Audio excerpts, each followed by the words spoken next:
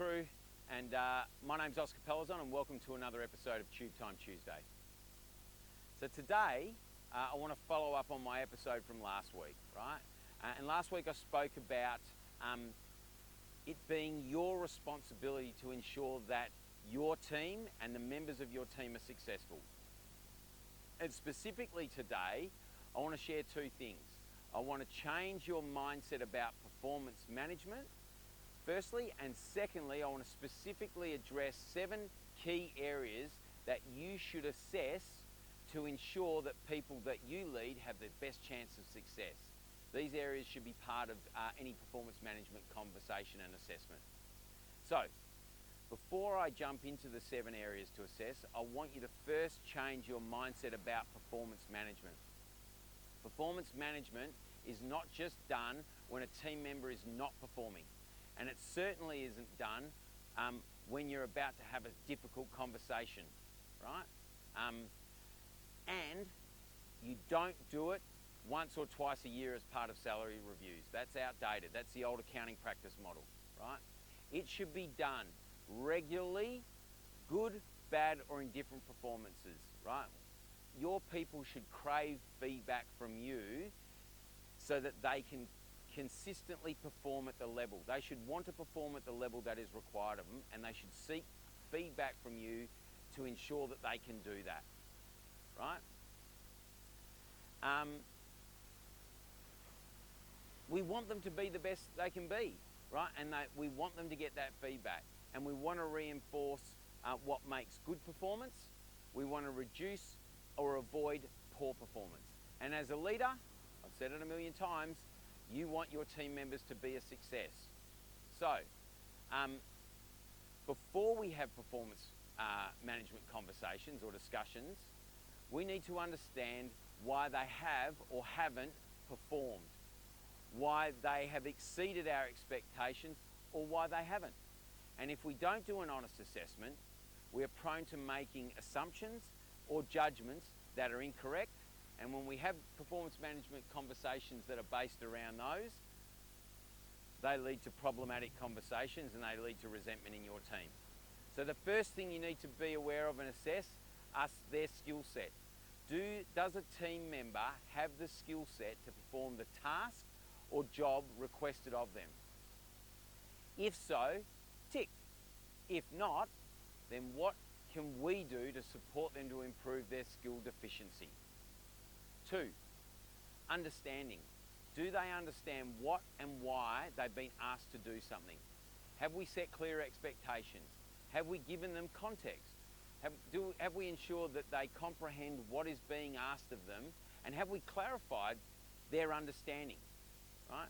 If we don't, then there's a good chance that they won't perform to the level we want. 3, consequences. Does the person understand the consequences of their performance, both good and bad? Do you understand what motivates them to perform well, right? These are important. If you want people to perform well, understand what motivates them and create positive consequences of that good performance. Capacity, number 4. Does the person have the appropriate amount of time available to complete the task to the required standard, right? If not, why not? Are our processes and systems inefficient? Were the instructions poor? Are they doing things that they shouldn't be doing, right? Are they doing someone else's job? And as a result, they don't have time. 5, energy. Does the person have the desire to undertake what's being asked of them, right? Often, your people will feel obliged to accept delegated tasks. Now, in most situations, those delegated tasks are part of their job. But sometimes we look to give them extra, right? And people feel obliged to take them, and they actually don't want to. And if they don't want to, shifting that energy is going to be tough. Point 6, structure/systems.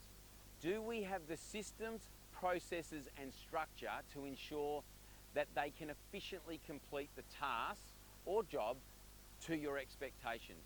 If the processes are non-existent or the processes are inefficient, then the likelihood is they're not going to be able to perform to the standard that you want of them. And finally, support. Did we ensure that we have provided them with the necessary assistance or training to ensure that they can perform the task to the level that we would like them to perform at? Or did we just drop them in the middle of the ocean and say, sink or swim, and then go off and do something else? If that's the case, that's really shocking and it's really unfair, and you most probably need to have a look at what you're doing as a leader.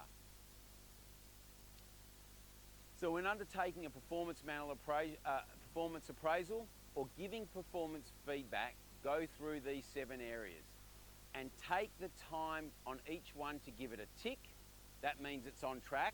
A neutral, which means it could do with some work, or a cross, and that means it's either absent or it's failed, right? And if you can clearly understand how to, where someone sits on that assessment criteria, then you're able to appropriately address their performance and give them the best chance of being successful in their role in your business and enjoying working as part of your team and in your business. And remember that when the team is successful, you and your business will be successful.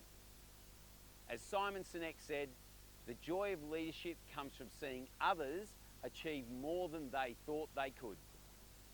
That's it for me today. I look forward to seeing you next week for another episode of Tube Time Tuesday. Happy days. Yewww. Sounds great.